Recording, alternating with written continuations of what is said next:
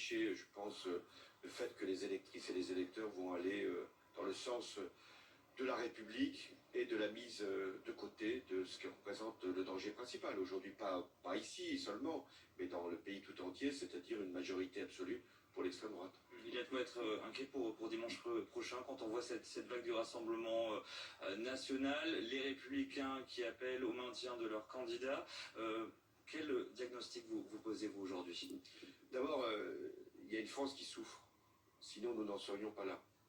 Il y a beaucoup de nos compatriotes qui sont dans des situations extrêmement douloureuses, pénibles, qui ont vu leur pouvoir d'achat amputé, qui ne savent pas exactement dans quelle direction il a été décidé par le président de la République de les conduire.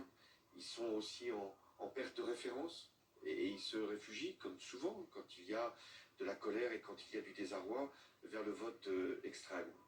C'est ça la révélation ou la confirmation du vote de dimanche.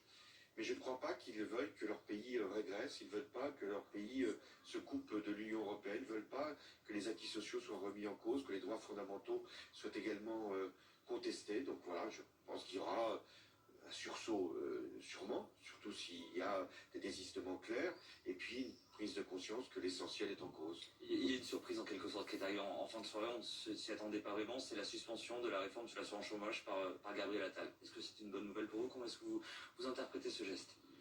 Bon, d'abord, je pense qu'il aurait dû prendre cette décision avant le scrutin. Ça donne l'impression qu'il le fait parce qu'il y a le vote de dimanche et c'est pas forcément la bonne manière. Mais enfin, c'est mieux que s'il l'avait maintenu. Et tant mieux, parce que ça sera au nouveau gouvernement, il y en aura forcément un, qui aura à faire en sorte que les droits des chômeurs puissent être préservés tout en favorisant toutes les incitations à l'emploi. Que répondez-vous à Bruno Le Maire qui dit que Mélenchon est à la hauteur? Est à la hauteur. Il y a eu des propos de Bruno Le Maire sur notamment le maintien des candidats LFI dans la lignée d'Édouard Philippe.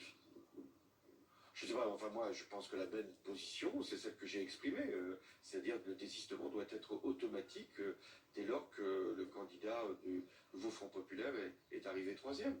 Donc c'est un principe mécanique presque, hein, on ne fait pas du cas par cas.